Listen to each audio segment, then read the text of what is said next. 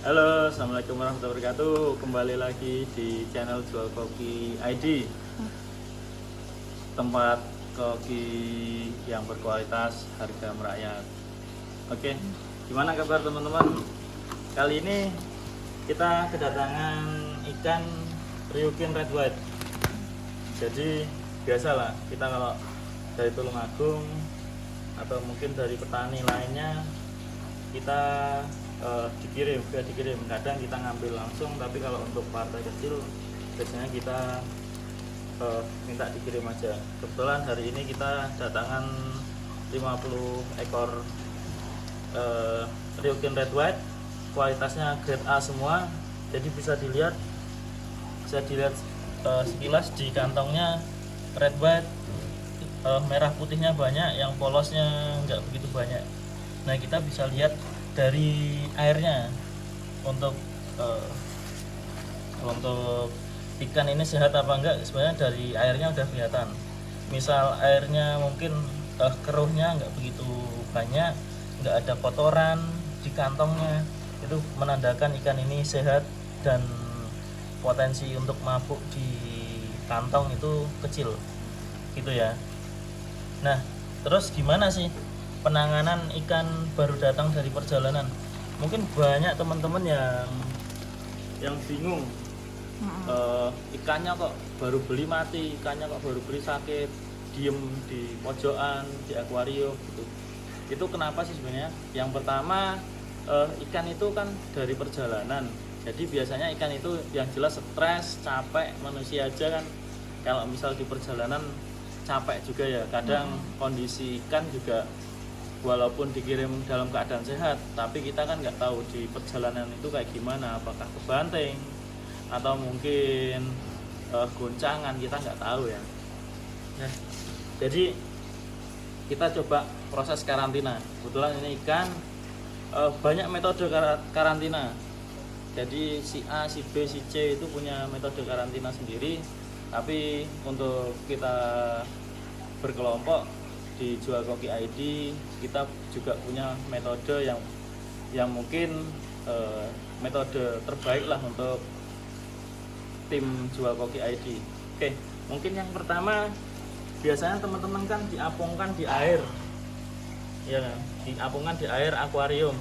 Nah, itu sifatnya kondisional kalau di Jual Koki, jadi nggak harus diapungkan ke dalam air. Cuma kalau misal mau diapungkan ke dalam air itu lebih bagus, karena kita sekali ngarantina itu biasanya kisaran 50 sampai 1000 ekor untuk ikan baru datang. Jadi kalau misal nanti di karantina diapungkan, biasanya tempatnya nggak muat gitu. Jadi kita punya metode lain yang nggak kalah aman juga. Jadi ketika plastik kantong ikan ini dibuka, ini langsung dimasukkan ke ember kosong saja, gitu. Langsung dimasukkan ke ember kosong, gitu ya. Kita tunggu beberapa menit, mungkin 1-2 menit lah. 1-2 menit tujuannya apa? Ikan ini biar beradaptasi dengan udara yang baru. Jadi biar nggak kaget, karena udara atau suhu di daerah teman-teman kan kadang berbeda suhunya. Terus ya biar ikan mapan dulu lah di tempat kayak caranya bebas gitu. Terus kemudian kita alirin air pakai air bersih yang sering digunakan. Nah, kayak gini. Nanti diisi airnya sampai air yang di sini itu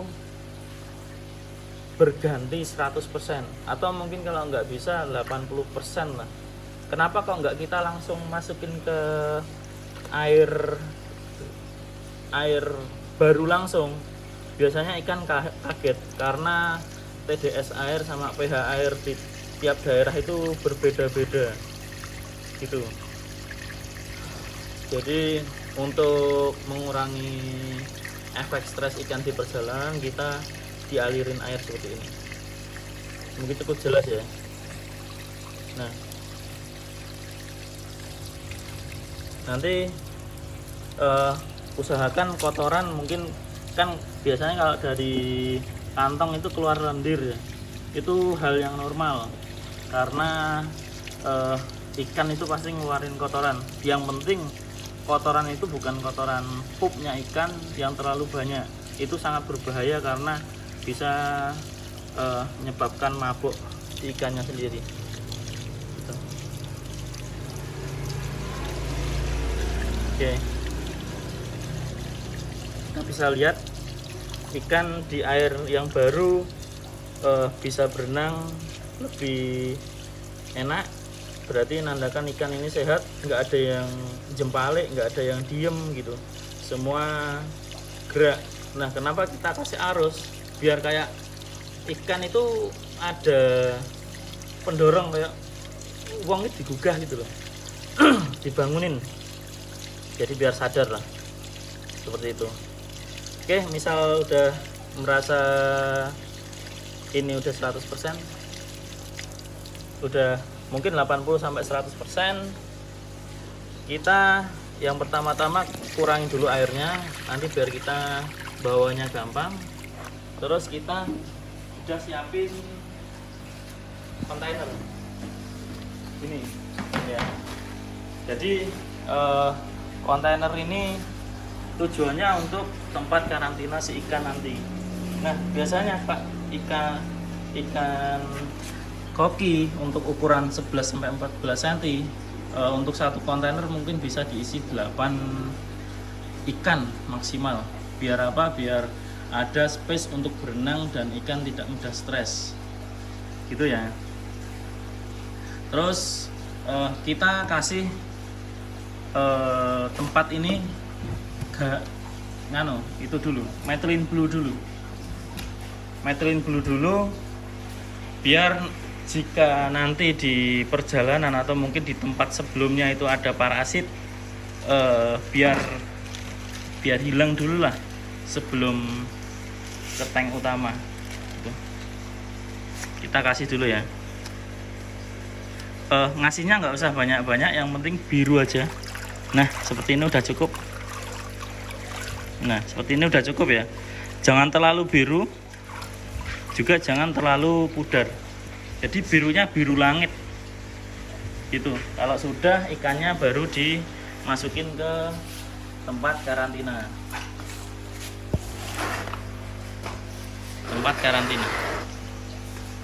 Ini ya. Oke. Nah, ikan ini masukin ke tempat karantina. Kita isi maksimal 8. Jadi misal teman-teman belinya lebih dari 8, usahakan tempat karantinanya lebih banyak lagi. Kenapa? Karena nanti ikan bisa mudah stres, bukannya stresnya hilang malah tambah stres nanti gitu. Ini ya. Oke, ikan udah dimasukkan, jangan lupa diberi aerator itu ya, karena ini untuk suplai oksigen. Terus dikasih garam ikan. Coba terlalu banyak. Oke. Jadi kita kasih garam ikan. Tujuannya garam ikan ini bisa untuk mengurangi stres ikan. Kenapa? Karena ikan itu kan bernafasnya memasukkan dan mengeluarkan air. Jadi jika ada kadar garamnya di sini, itu memudahkan untuk bernafas dan mengurangi efek stres di perjalanan. Ya, kita kasih sedikit aja, nggak usah terlalu banyak. Efeknya nanti bakal airnya itu bakal mumpluk jika garamnya terlalu banyak, seperti itu.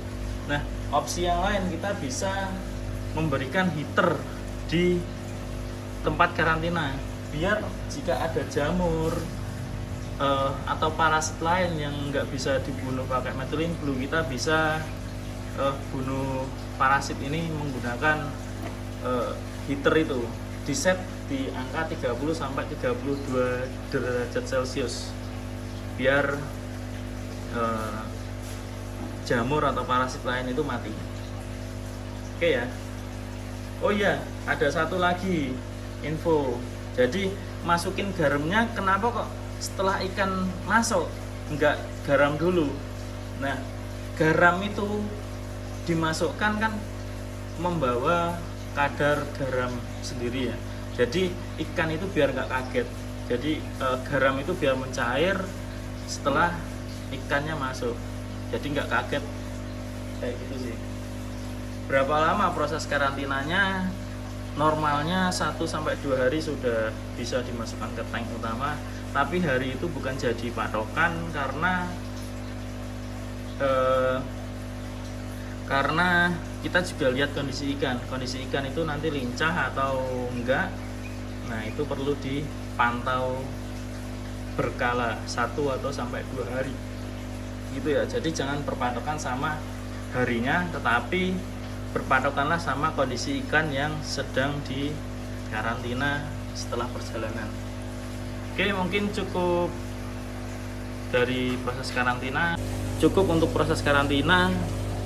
Mungkin buat teman-teman yang masih bingung gimana penanganan karantina ikan setelah perjalanan, bisa DM di IG jualkoki_id atau mungkin komen di video ini, atau mungkin teman-teman yang punya metode karantina tersendiri boleh sharing-sharing di komen, boleh di DM, boleh di WhatsApp gitu ya. Jika video ini bermanfaat, boleh subscribe, comment, like, and share ke teman-teman. Jadi biar nanti teman-teman juga tahu, biar ikan baru datang kok langsung dimasukin tank utama, biar gak stres atau gimana, seperti itu ya. Cukup sekian video kali ini. Wassalamualaikum warahmatullahi wabarakatuh. Salam Cook Fish Lover. Bye bye.